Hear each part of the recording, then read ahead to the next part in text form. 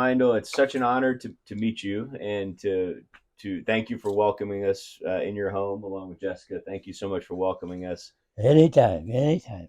And we read your story online and read about some of your experiences with the 90th Division. And we just were really, really excited to meet you and wanted to come and shake your hand and hear about your stories personally. Well, And probably forgot them all by now. first of all, you're wearing a very special shirt. Oh yeah, that's my World War II shirt. So that's winter shirt. That's the shirt that your GI issued. Right.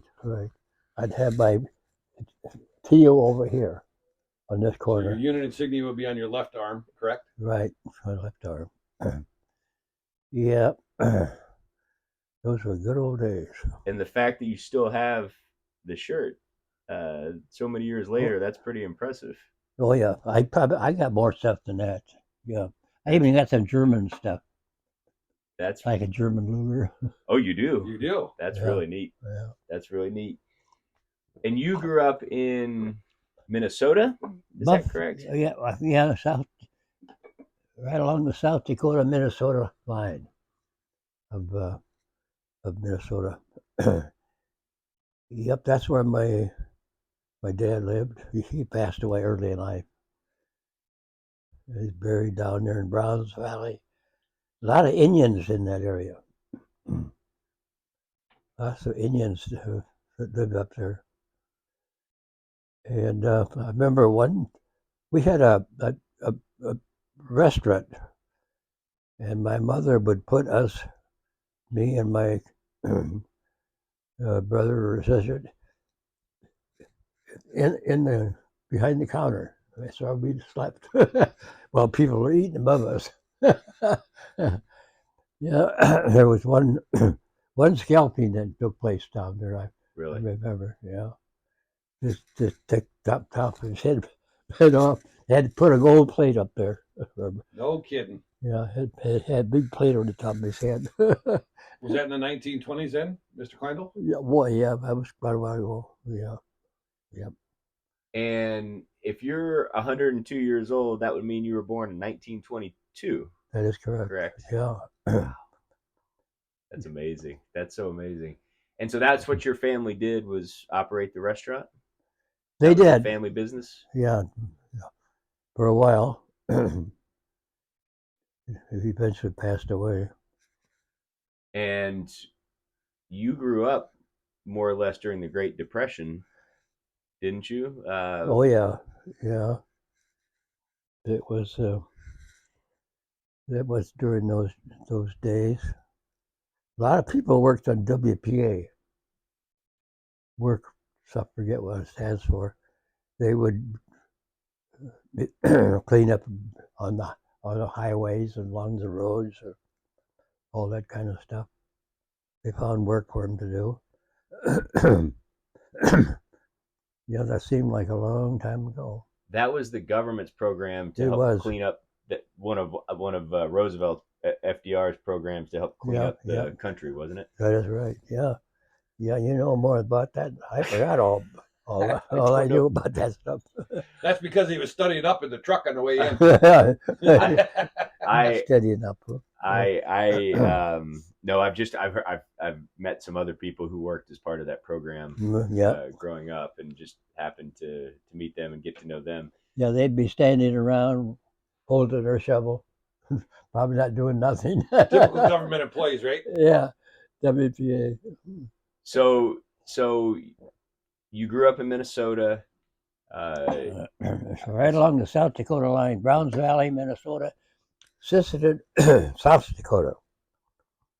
And you, I assume, went to school there as a child. Well, we moved to Buffalo Center, Iowa. Okay. My mother had a whole bunch of brothers and sisters, about a dozen, and they lived in Buffalo Center. He was called Opa and Oma. Okay. I remember them. He had a beard here. He had one son that wasn't quite right. He came up to visit, and he stood at his parade. he would scratch his butt. To just go, oh, just keep scratching and scratching. And remember, in the house, he lived with his father.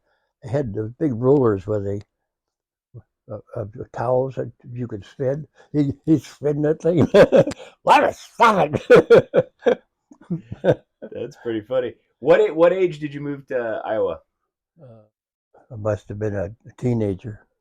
Moved to Buffalo Center. That's where, like I said, my mother's family lived. Opa and over. He had a big farm, and he had a big egg route. Or yeah, and I would take my sled and hook it behind his wagon and get a free ride all the way around his route. Yeah, That's pretty neat. yeah, And you moved there after your father passed away? Is yeah. that That's right. Yeah, and then my one sister, or my mother's sister, Rollin and Ranny. Illinois was giving away a lot of free stuff at that time. They would put it out all over the yard. People would just pick what they wanted. And they came up here, so we followed. Here I'm driving about 16 years old, or less, and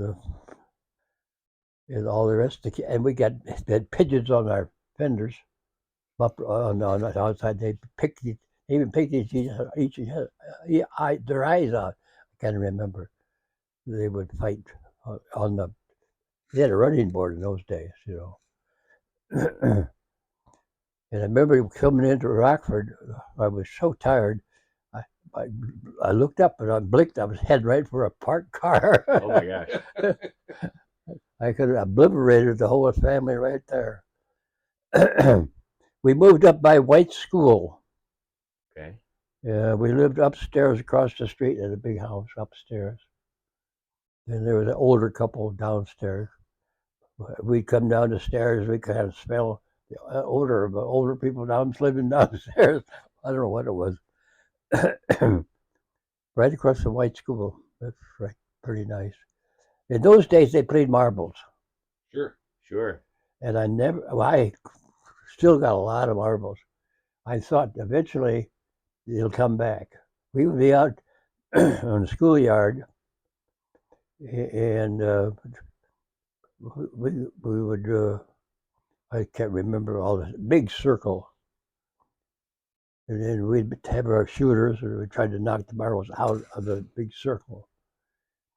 But we came to Illinois, and they didn't have anything like that, just in Iowa.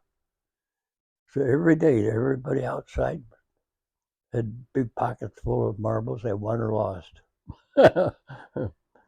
in Buffalo Center, Iowa, Rake, Iowa, right next door. And you went to high school there? Did you go to high school there? No, come to East High.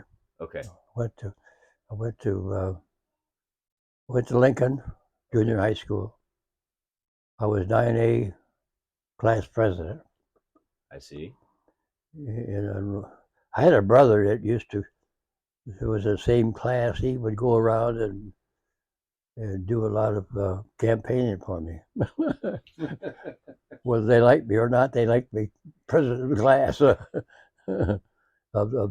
That was also that was ninth and also in 11th grade. 11th grade. I had to be up in the Coronado to accept something from the senior class, to pass it down to the junior class. Had to give it. Remember the advisor? She was a little bit. I had flunked a couple of courses besides. They wasn't trying too hard, and I remember her sitting there on the stage. I imagine she was kind of nervous because I had to accept an award from the seniors, but it went along without a hitch. Everything went fine. Yeah, that's some good old days. And I understand you played sports. Yeah, I liked sports. I played also basketball at the school there, it's right along the river, that big building. They had a heavyweight B squad, football and basketball. We played in that stadium there, I see. and that's where all our games were. So on, people filled it. They also had the Peaches had a team, baseball team Baseball. or softball, kind of a combination. They played there at that stadium, at the in the same area. They had a big stadium. It's still there, I guess. What position did you play in? I played blocking halfback, I see. Okay.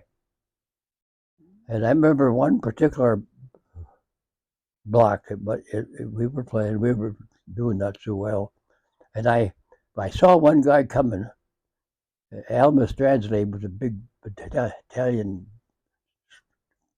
strong kind of a guy. He carried the ball, and I could see a guy coming, so I thought if I hit that first guy, at least he'll get that far. I hit that first guy, looked up, and Al was way down the field. It's a nice block, Kleindl. What happened was I knocked the guy down right in path of the other guy, so I knocked two guys down. You got a twofer. Yeah. Two for the price of one. To the price of one. What was your favorite sport? Was football your favorite? Well, I played football and also basketball. Rear guard. I usually at Lincoln I played basketball. It was one game we won 18-17. I kind of remember it, but not that clear. It was at the very tail end of the game, and the score, I guess, was we were ahead by 2 points, and they were shooting at the backboard and the bounce back and forth, and we tried to stop them from making it. I guess we finally did. We won that 18-17, kind of a very low score. And they had told some girl that I made that basket for her. And I worked up in the cafeteria as a checker at lunchtime, and so I forget my thought. They told the girl that you had made that basket for her. Yeah, they had told her that, and so I walked out to the hallway to look, and it wasn't her at all. I turned around, went back in. Different gal, same name. Oh, that's wonderful. Yeah. So you played sports in I played at Lincoln. I made a touchdown football. I made a touchdown. I remember at the end of the game. Yeah, I played halfback and then played basketball. And where but got up to East High, that kind of changed. I think that, but we had too much competition at that time, so they kind of lost out there. where were you on December 7th, 1941, when Pearl Harbor happened? My 3 or 4 buddies, we were bowling at St. Madison, I see. and we just finished the game, been paying what we're supposed to owe.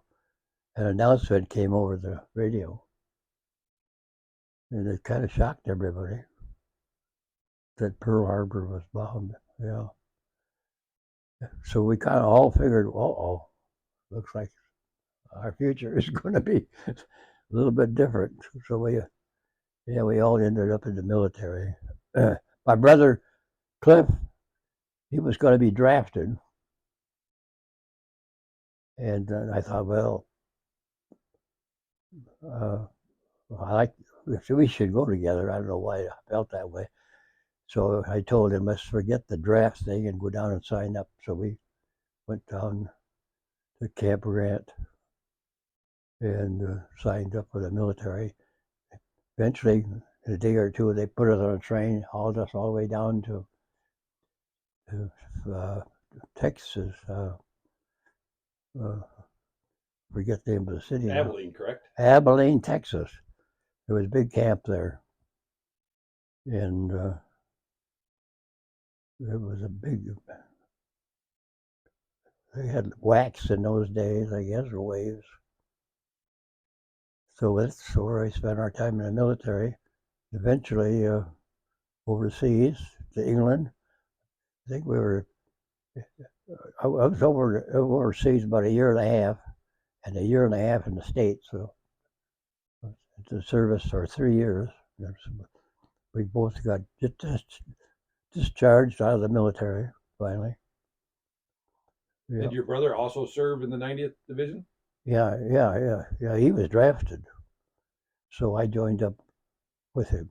So instead of him being drafted, we both joined up. Yes, sir. Yeah. And you? We stayed together, pretty much so. And I always knew where he was at during combat. When we got separated, he got wounded twice. He got sent back to England the first time, and he also got a furlough, which was nice. I could see him back home and on visiting my mother on Madison Street. Got a furlough and so forth, and yeah, I was in the service about a year and a half overseas and so on. Good old France. And you were trained on I was trained to be a dental technician. Okay. In the medics. So after the war was over, I worked with a captain. We eventually came up with a trailer that we got. We'd also cross from another area across the river was a dental clinic. So we took a big dental chair and the whole works and set up in this wagon or this trailer. So we had a whole dental setup lined up in there. That was nice. We would go up to different companies, different areas, and fix teeth after that for quite a while. Yep, and we had. I remember this one captain.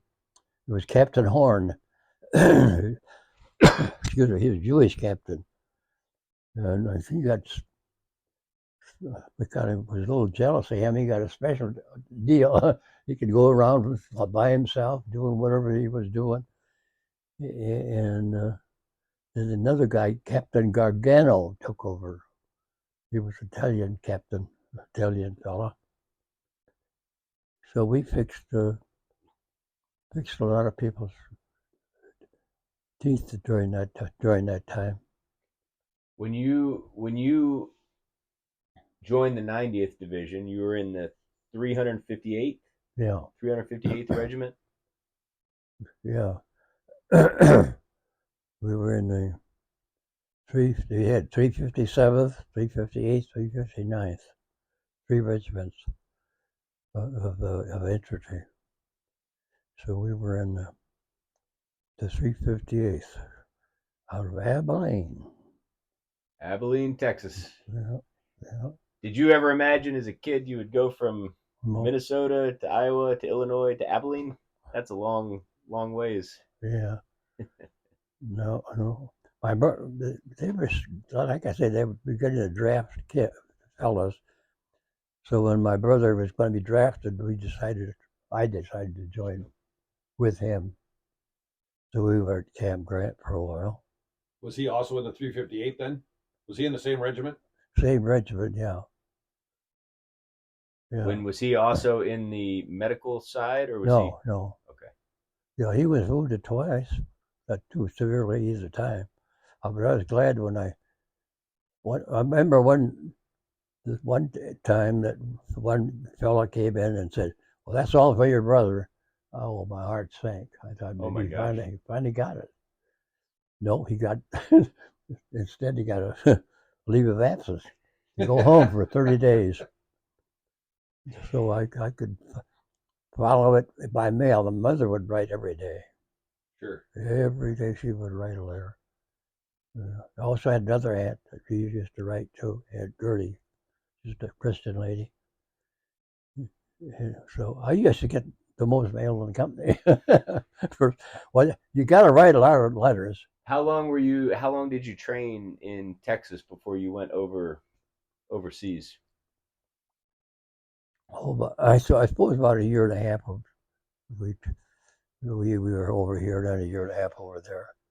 Then we got aboard ship. There we sat in the harbor. We could. They wouldn't let us off. And that was in New York City, correct? In New York Harbor. Yeah, because they found out that anybody they let off disappeared. They didn't want to go overseas, so we could stand out there and watch and look around the area, but they wouldn't let us off the ship. Well, we were way back in the back part. There was let's see, steps like this, then a big wall like this, and they got all these big beds going way up, Bunk beds. all the way in the back. So they finally got me put back just what the water level of a nice torpedo would come in, and Right. I'd be cleared out of there in a hurry. But it didn't happen. There were a lot of ships around. How long of a trip was it to go across the Atlantic? I can't recall, but I don't know, about 30 days, I suppose. Okay. You know, I was just curious. it was a big convoy. They also had whacks or waves in other ships. So it was a big amount of vessels moving at the same time. Yep. We went right by the Rock of Gibraltar. I remember looking at that big building, big rock over there. And finally got off in Liverpool. In England. We were there for quite a while. One funny thing about the camp, it was up on a hill. They had the toilet up there. They had big metal containers collecting the material. And I always wondered about that. Finally, one day I could see a bunch of civilians coming up with their stinking truck and taking all that human manure and emptying it into their containers. But in England, beautiful hedgerows and stuff, that stuff really did good wherever they put it. How long were you in Liverpool? We were probably there about 6 months till the invasion. And is that where you trained to get ready for D-Day, for the invasion? Yeah. Uh-huh. What did you think when you found out you were going to France? Were you excited? Not excited? Well, we're young, and not too much really scares us at the time. You don't know enough to be scared. That's for sure. Yeah, we got over there in England. We were there for quite a while, around Birmingham, Liverpool. England is a beautiful country. They would have they put us in tents, and they had a curfew. At nighttime, the guys would take off to the pub. Be there way past bedtime. Guess what? The soldiers are still doing that today. Are they? Yeah, they came around with a flashlight, looking around in there. So we had to fix the beds. Looked like there's people in them. We got away with it. Okay. And they came wandering in about 3 in the morning. Did you meet any of the British people? Yeah. Some lady there had a small child I took a liking to. Yeah. Landed on D+2 which was good. At least they had cleared the beach. Cleared the obstacles. And Yeah, they did. Yeah, that area had been cleared, so we landed safely. I think we walked about, I forget now, about 5. In those days, you could walk a long ways. But I think we walked about 8 miles or something without a break. Of course, we did. Then I remember looking at. I was at the tail end. I could see up there they were talking to some civilian, and all of a sudden we went a different direction. We were lost right off the bat. There was one accident there. One guy was on guard. The guy came in a Jeep late. They mistook him. I don't know how that took, but they shot him by mistake. It's dark, a lot of hedgerows. When you landed on Utah Beach, was it daytime at that point, or was it nighttime? Do you remember that part? I think it was daytime. And so when you landed, did you come in on the troop carriers, the Yeah. Higgins boats? Then we got off. Yeah. Funny how that name came about. The guy that started it, that owned all those boats, was named Higgins. Was there still artillery coming in on when you landed, or was that mostly clear at that point? Yeah, artillery still coming in. Yeah, but you didn't know enough to be really scared, you know. It's going to happen to somebody else, not you. Yeah, that was, and like I say, on second day, then we walked about 8 miles. Got to forget a lot of that stuff now, whatever happened. I remember being at the tail end of one column, walking through the woods, and I decided I better hold on to his belt. If somebody pulls me off the rear here, at least he'll know I'm missing. That the guy behind him was gone. But we got through the area. The Germans had nails on the bottom of their shoes. It looked like little nails. But you could see them walking, they'd be making sparks at nighttime when they're walking. I guess it kept the shoes from wearing out very fast. Little quarter-inch nails. that's interesting. Yeah. And they'd spark at nighttime walking along the road. Very interesting. Almost like cleats. Same thing, you know, you would think so. Yeah. Stick into the ground. Yeah. And your job at that point, I know you were trained as a dental technician, but your job over there was just to help the wounded? Pick up the wounded, yeah, the litter bearer. So you got a guy on a litter, he's heavy. Because he's relaxed. and he's heavy to carry. Then you got to, in our case, we had to cross over a bridge, so we were down below. We had to go down where the rails are and walk up the side. Could hardly make it up there. Then the Jeep would be up there. On the back of the Jeep, they had it fixed so they could put couple of litters, at least 2, maybe.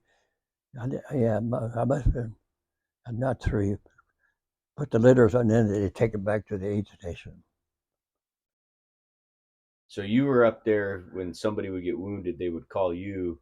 Yeah. There was a crossroads there, and we'd walked across that crossroads several times, and later on, the guy, bunch was riding on a Jeep, about 8 guys. It was a tank. They had a tank bomb right there in that crossing, and we'd been walking all over it. Nothing, no problem there. But when that weapons carrier with all those guys, it blew up. It blew one guy clean up. There was a big hedge, big hill up here was a big hedge. He'd been blown clean up over there. And we came in there. There was one medic, red-headed guy. He, he walked off that area. He'd been riding on one of those jeeps, got blown off. But mentally, it might have been, he never did come back. I don't know. He came in, and we walked down that road. It hadn't been checked for mines. I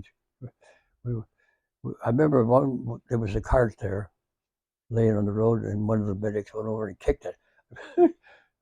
I can still remember that's not too good idea. since one of them there might be loaded. So it was at midnight, dark. And this was in France, correct? During the Battle of the Hedgerows? Yeah, in France, yeah. So you had to pick up those guys that were in that carrier that were all wounded? Did you have to? Yeah, we picked up, like this one guy, he just kept talking. And I remember later that there was one guy at the aid station before we went down. They were trying to get a bunch of fellows, not aid men, just infantry guys to go along. We needed more help to pick up the wounded. So they were up there just talking about that thing, and that same guy, I heard him. I kind of put it together. He was still counting how many guys were getting on the jeep. he was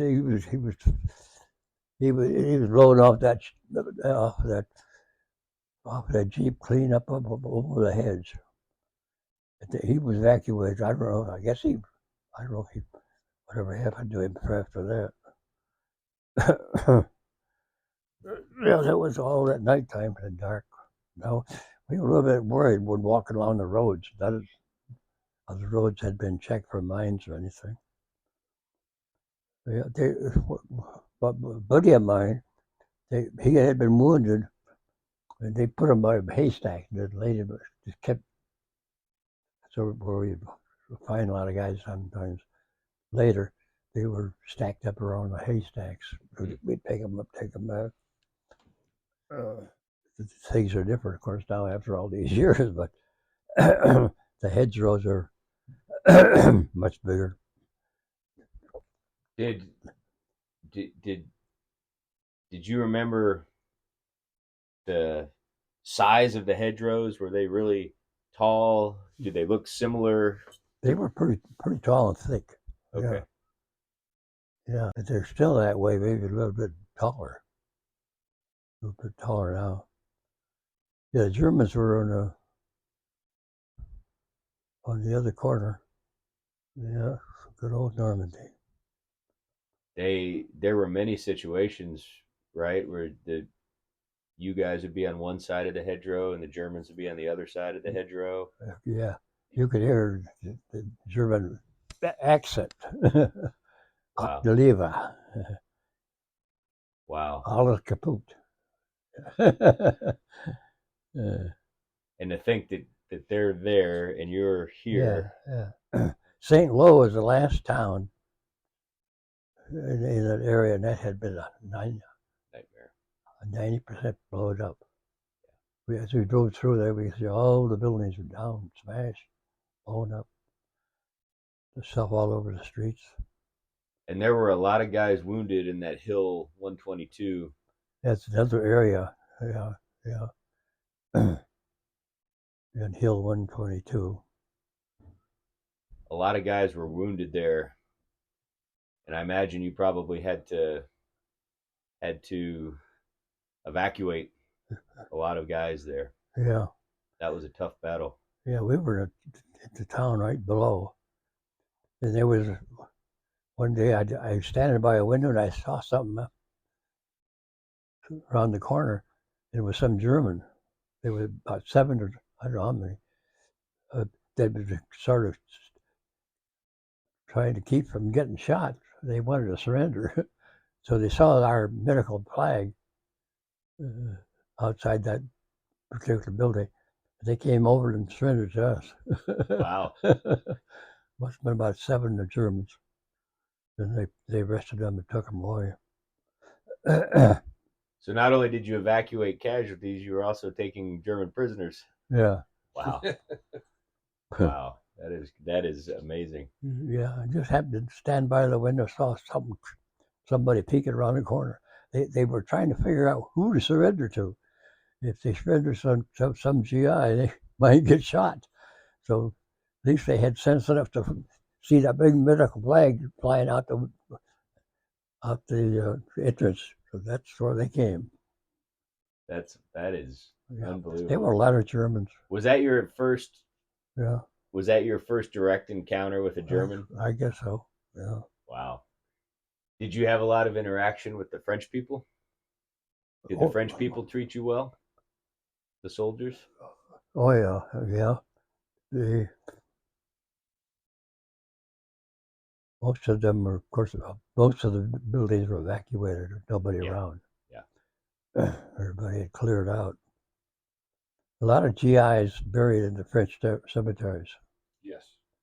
And what impressed me was the special care that they put on the dead Americans that are buried there on the stones, and how well kept the cemeteries are.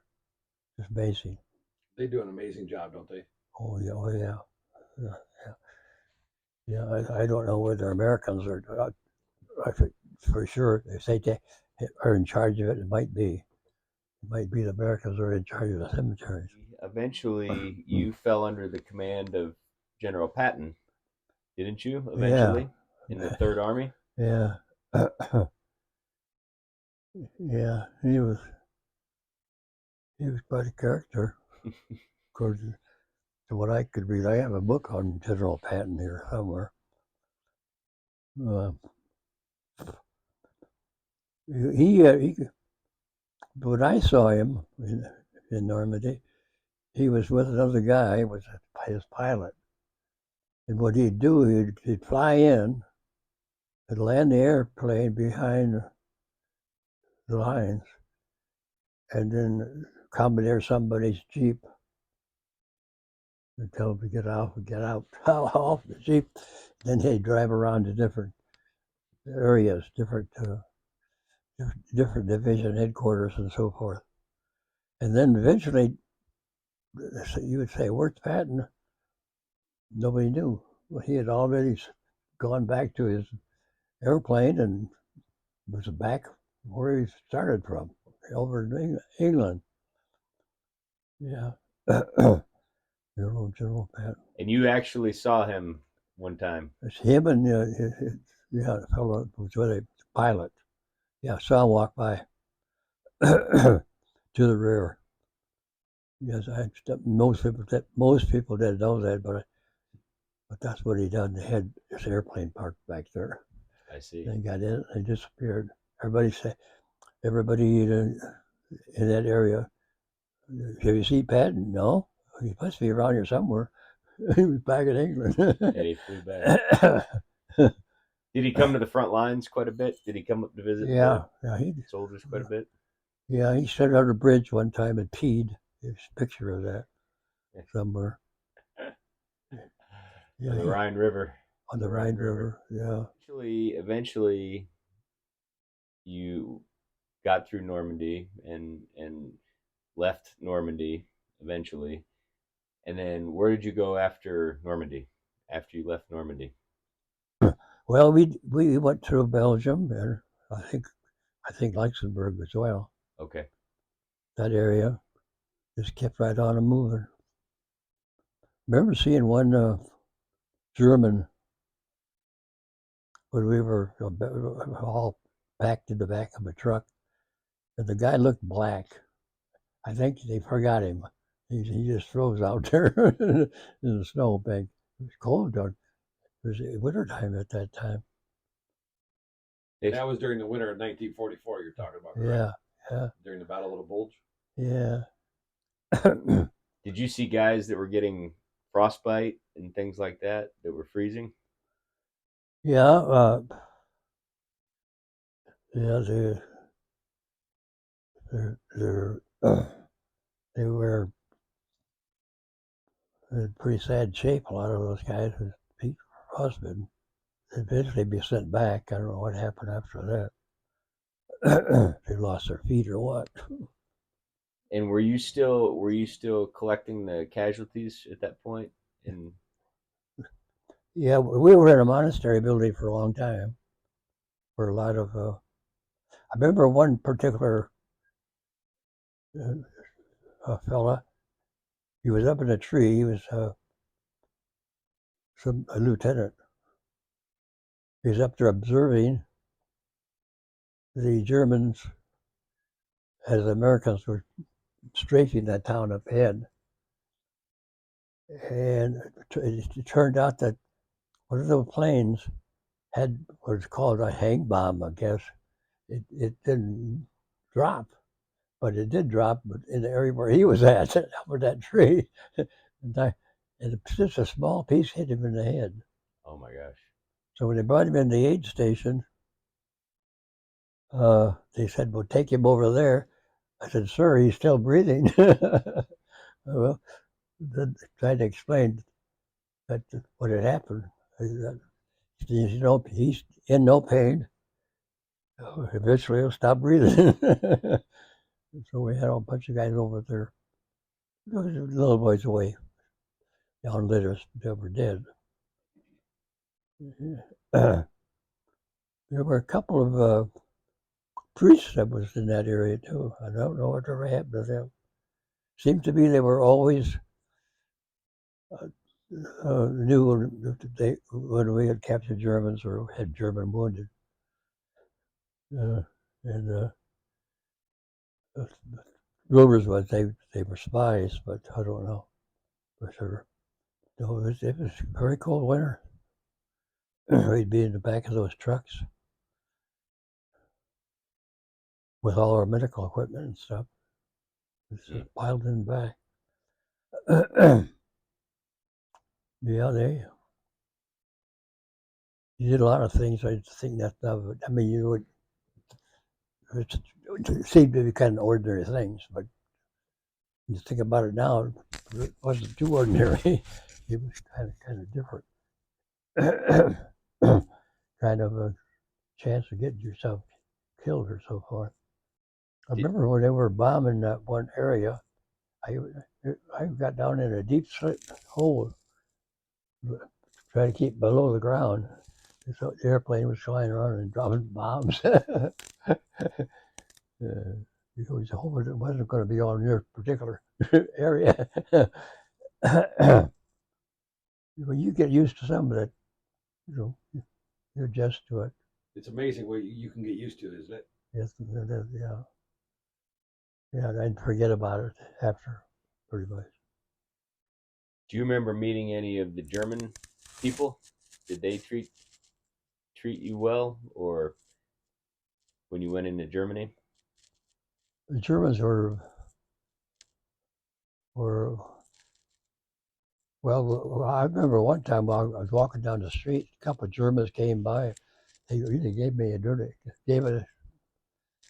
us a dirty look, as if to say, "Why are you here? We're innocent." Otherwise, that would be an exception to the rule. Yeah, the Germans were okay. Yeah. Did you ever sample any of the local wine Cider? or cider? They had big barrels down in Normandy, and we enjoyed that. Was that the Calvados? Was that the Calvados? I don't know. I don't know. I think it was cider.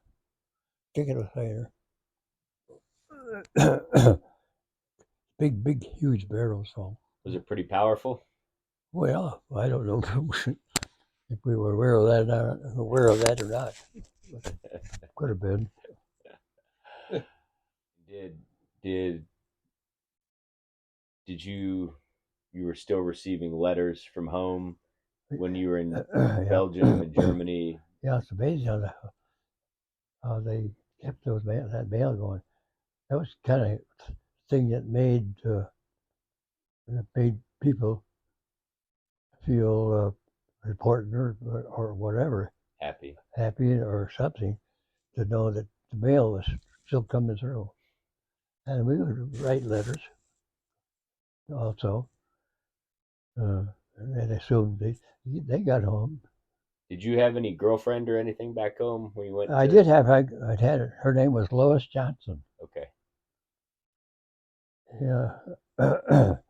And you wrote to each other while you were gone? For 6 months, yeah. For quite a while. Then I could see in my mother's letter that she kind of encouraged me to look for other women. She had seen and heard that my old steady high school girl was beginning to date. After 6 months, I don't blame her for that, Yeah. to stay loyal to a guy who's gone. who's gone, and so she was seen with other fellows. My mother happened to notice that, and passed that word on to me. So eventually, kind of faded away from that. I did call on her when I came over here after the war was over. Went over to her house, but her parents were always there nearby. They lived up by Broadway, and that right close to that area. So I went up to visit, and I didn't feel particularly welcome. That was the last time I went up to see her after that. It like kind of broken off. Yeah. And eventually we get to go back home. So that it made quite a bit of difference. We fraternized with the German women, naturally. And her name was Elizabeth Edenhopper. I remember in Danberg, we had a big chateau at the top of the hill where all those guys were bedded down in. Didn't you? Well, my brother did. Okay. Brother Cliff. Okay. Yeah,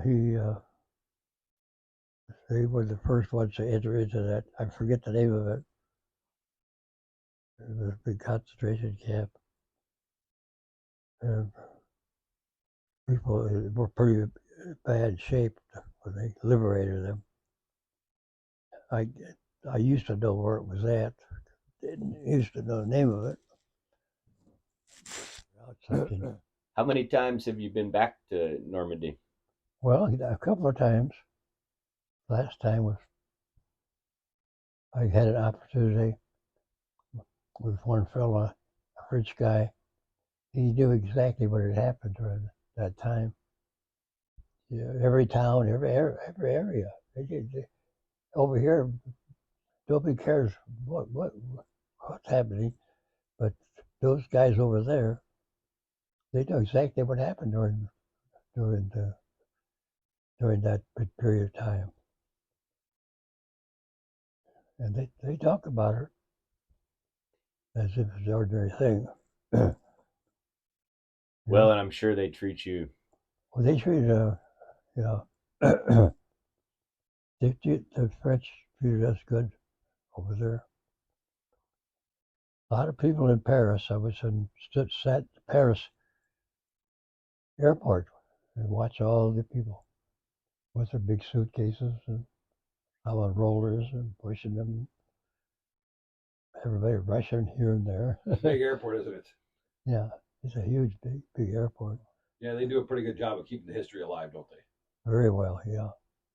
Yeah, one town they had a big banquet and everything else in favor of us guys moving in there. They had some stories to tell and big banquet and fellowship with them. Yeah, that's pretty much. In Paris, it's a little bit different. Big city. Outside the city, you get big signs up on the walls like we have, and a lot of graffiti. Yeah. Same as I thought probably back in near Chicago. Same way in Paris. Feel like you're back in Chicago, huh? Yeah, all along those big highways we're driving along. All that stuff going all over the walls. Crazy. Yes, sir. Writing. They don't know what they're writing about, but yeah. Well, we know you dated an American girl, and we know you dated a German girl. Did you ever date any French girls while you were in France? In France, no. You probably moved through there too quickly. You didn't have a lot of time Yeah, to. had this German gal in Naberg.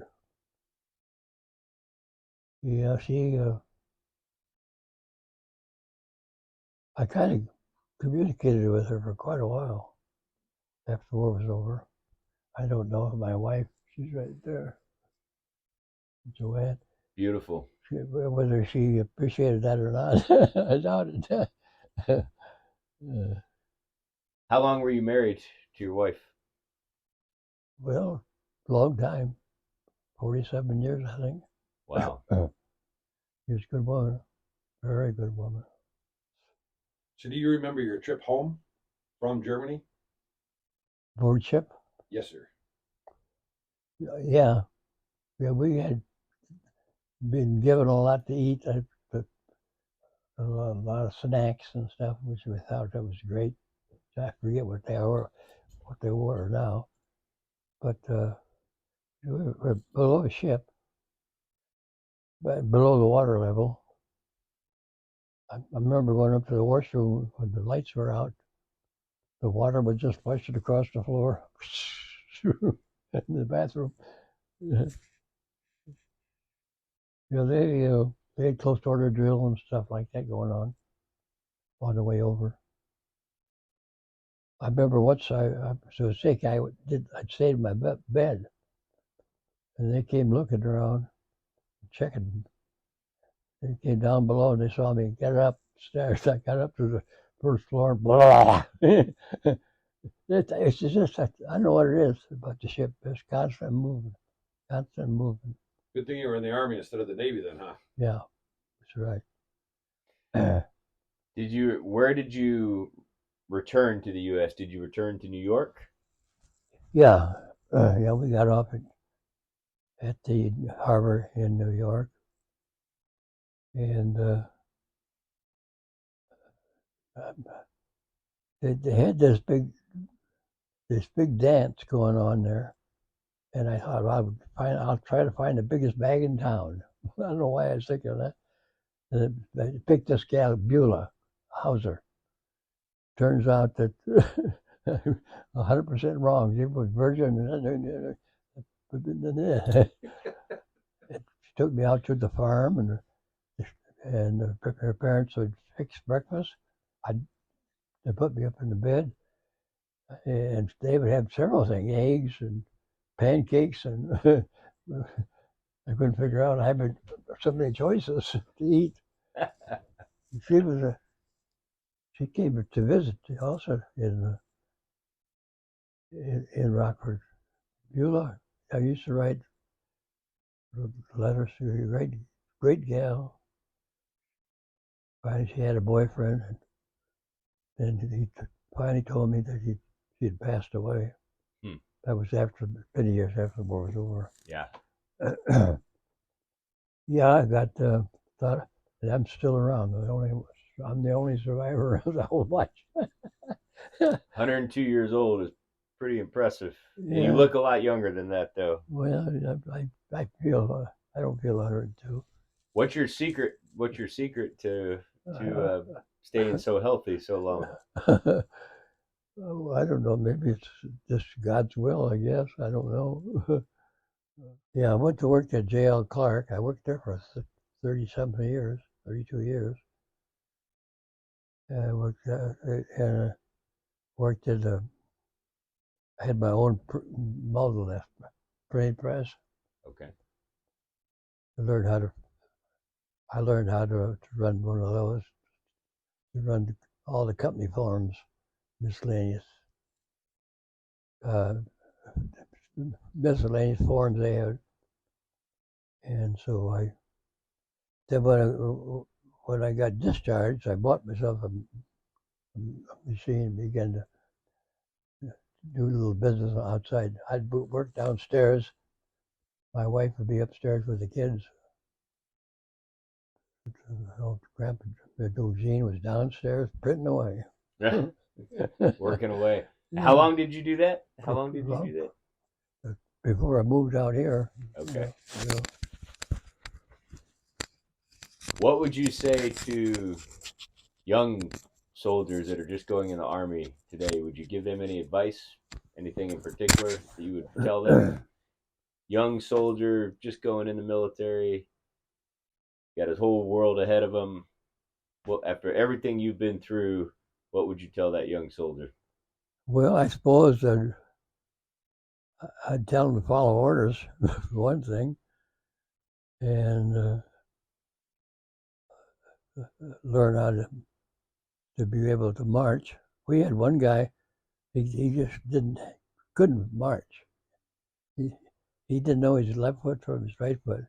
And I'd be walking in the column with him. I'd say, left, left, left. He was off. Some kid growing up, doesn't have to be in the Army, just a kid growing up. Is there anything particular you would advice that they would give to them? Well, I suppose you'd tell them to be patriotic. Do what you're supposed to be doing as a citizen, and get involved with other veterans groups and so forth. And if you are a veteran, join up. So there were a lot of clubs and so forth. Yeah. We had one, Daniel Post 864. They'd have a banquet every year, different tables reserved for different units, and speeches by other